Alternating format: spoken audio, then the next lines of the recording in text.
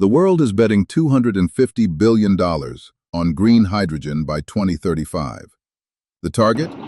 Produce it at $1 per kilogram from renewable electricity. The bottleneck is not the electrolyzer. It is the control system that keeps it running efficiently when solar and wind power fluctuate wildly. That problem is what I gave Claude.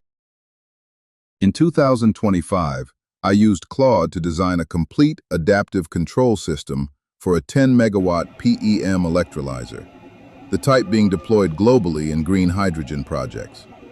I fed it the operating specifications, the safety standards, and the renewable power profile. Here is exactly what happened.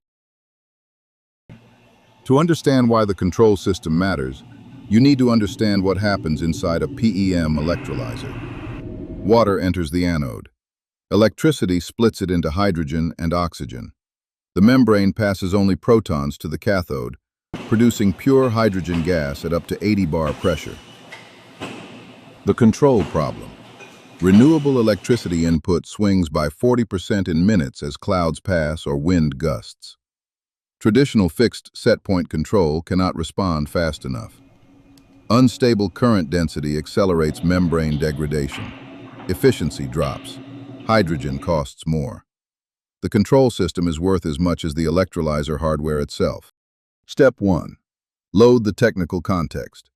ISO 22734, the product safety standard for water electrolysis. IEC 61511, the safety instrumented system standard. The 10-megawatt PEM specifications. 75 to 82% efficiency, 1 to 6 amps per square centimeter current density, 20 to 80 bar operating pressure, all loaded simultaneously. Step 2. The engineering prompt. Not design a controller, but design a model predictive control algorithm for a 10-megawatt PEM electrolyzer on variable renewable input. Optimize current density and temperature. Constrain membrane current ramp rate to 10% per minute per ISO 22734. Output the Python implementation. Claude's Python output is production ready. It generates a complete model predictive control script using SciPy with the state space model of the electrolyzer, the optimization horizon, and the constraint handling for current ramp rate. Every parameter is traced back to the ISO 22734 clause that justified it. Claude also generates the PID tuning parameters for the inner control loops. It calculates proportional, integral, and derivative gains using the electrolyzer's thermal time constants from the specification sheet and applies Ziegler-Nichols tuning, then detunes by 10% for conservative response per ISO 22734. The case study result. Optimizing current density, temperature, and pressure operating points simultaneously improves system efficiency by approximately 5 percentage points. On a 10-megawatt electrolyzer running 8,000 hours per year, that 5% gain produces an additional 400 tons of hydrogen annually, worth $1.6 million. The same optimization framework applies to membrane degradation management.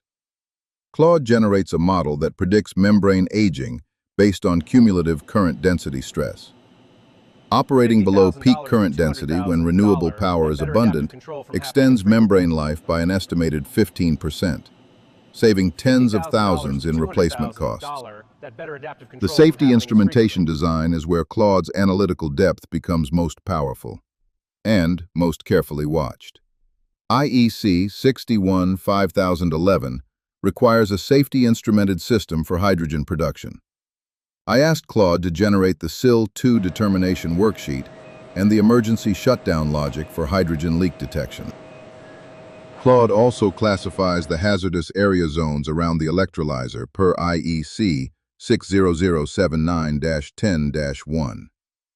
It identifies Zone 1 areas within 1 meter of hydrogen vents and connections, and specifies that all electrical equipment in those zones must be EXD flameproof or EXE increased safety certified.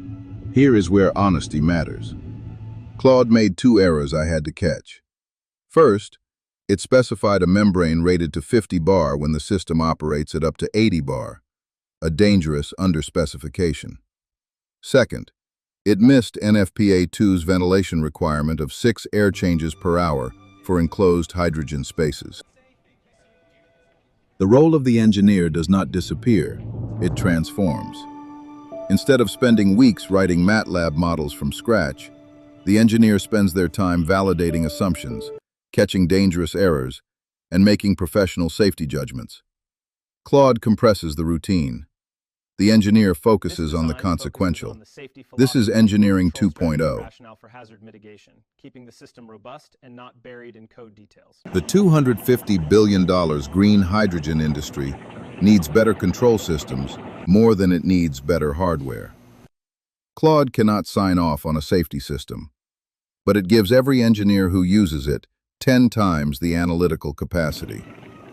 The question is whether the industry moves fast enough to reach $1 per kilogram. If you found this video useful, subscribe to Future Energy and Technology. We cover every major breakthrough in nuclear, renewables, storage, and the grid as it happens. Hit the bell so you never miss the next one.